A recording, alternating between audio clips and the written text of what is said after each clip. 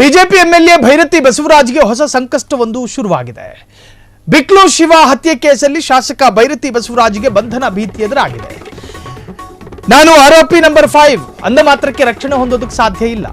ಬಿಕ್ಲು ಶಿವ ಹತ್ಯೆ ಕೇಸ್ನಲ್ಲಿ ಶಾಸಕ ಭೈರತಿ ಬಸವರಾಜ್ಗೆ ಬಂಧನದ ಭೀತಿ. ಯಾವುದೇ ಕ್ಷಣ ಯಾವುದೇ ಘಳಿಗೆ ಬಂಧನ ಆಗಬಹುದು. ಪೊಲೀಸರು ಯಾವುದೇ ಕ್ಷಣದಲ್ಲಿ ವಶಕ್ಕೆ ಪಡೆಯುವಂತಹ ಸಾಧ್ಯತೆ ಇದೆ. ಹೈಕೋರ್ಟ್ ಮೆಟ್ಟಿಲೇರಿದ ಬಿಜೆಪಿ ಶಾಸಕ ಭೈರತಿ ಬಸವರಾಜ್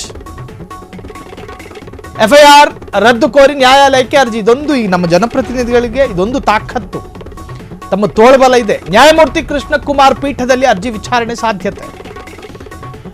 ಬಿಜೆಪಿ ಶಾಸಕ ಭೈರತಿ ಬಸವರಾಜ್ಗೆ ಹೊಸ ಸಂಕಷ್ಟ.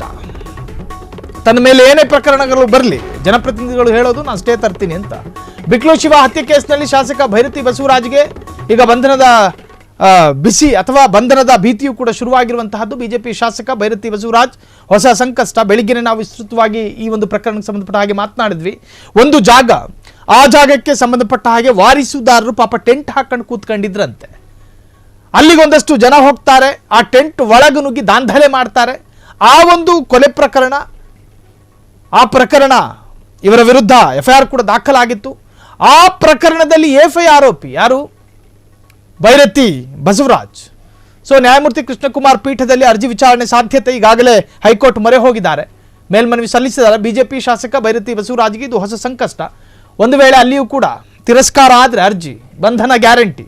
ಬಿಕ್ಲು ಶಿವ ಹತ್ಯೆ ಕೇಸ್ನಲ್ಲಿ ನೋಡಿ ಸಾಕಷ್ಟು ತಡೆಯಾಜ್ಞೆಗಳು ಬರ್ತವೆ, ಆದರೆ ಆ ಪ್ರಕರಣದ ತೀವ್ರತೆಯನ್ನು ಗಮನಿಸಲಾಗುತ್ತೆ. ಆ ಪ್ರಕರಣದ ತೀವ್ರತೆಯ ಆಧಾರದಲ್ಲಿ ಘನ ನ್ಯಾಯಾಲಯವು ಕೆಲವೊಮ್ಮೆ ತಡೆಯಾಜ್ಞೆ ಕೊಡುತ್ತೆ. ಅದನ್ನೇ ಅಸ್ತ್ರವಾಗಿಸುವಂತಹ ಪ್ರಯತ್ನಗಳು ಆರೋಪಿಗಳಿಂದ ಸಾಧ್ಯ ಆಗಬಾರದು. ಕೆಲವೊಮ್ಮೆ ಇವರ ಪ್ರಕರಣದ ಒಂದು ರೀತಿಯ ಸ್ಪಷ್ಟ ಸಾಕ್ಷಿಗಳಿದ್ರೆ ಆ ಪ್ರಕರಣಕ್ಕೆ ತಡೆಯಾಜ್ಞೆ ಸಿಗೋದಿಲ್ಲ. ಅದರರ್ಥ ಓವರ್ ಕಾನ್ಫಿಡೆನ್ಸು ಕೂಡ ಒಳ್ಳೆಯದಲ್ಲ ಕೆಲವೊಮ್ಮೆ ಈ ಜನಪ್ರತಿನಿಧಿಗಳಿಗೆ. ಬಿಜೆಪಿ ಶಾಸಕ ಭೈರತಿ ಬಸವರಾಜ್ಗೆ ಇದು ಒಂದು ರೀತಿಯ ಹೊಸ ಲೀಗಲ್ ಸಂಕಷ್ಟ. ಬಿಕ್ಲು ಶಿವ ಹತ್ಯೆ ಪ್ರಕರಣದಲ್ಲಿ ಶಾಸಕ ಭೈರತಿ ಬಸವರಾಜ್ಗೆ ಈಗ ಬಂಧನದ ಭೀತಿಯೂ ಕೂಡ ಎದುರಾಗಿರುವಂತಹದ್ದು. ಸೊ ಏನಾಗುತ್ತೆ ಮುಂದೆ ಈ ಪ್ರಕರಣ ನೋಡಬೇಕು. ಕ್ಷಣ ಕ್ಷಣದ ಸುದ್ದಿಗಳಿಗಾಗಿ ಫ್ರೀಡಂ ಟಿವಿ ಸಬ್ಸ್ಕ್ರೈಬ್ ಮಾಡಿ, ಲೈಕ್ ಮಾಡಿ ಹಾಗೂ ಫಾಲೋ ಮಾಡಿ. ಹೊಸ ಸುದ್ದಿಗಳ ನೋಟಿಫಿಕೇಶನ್ಗಾಗಿ ಬೆಲ್ ಐಕಾನ್ ಮೇಲೆ ಕ್ಲಿಕ್ ಮಾಡಿ.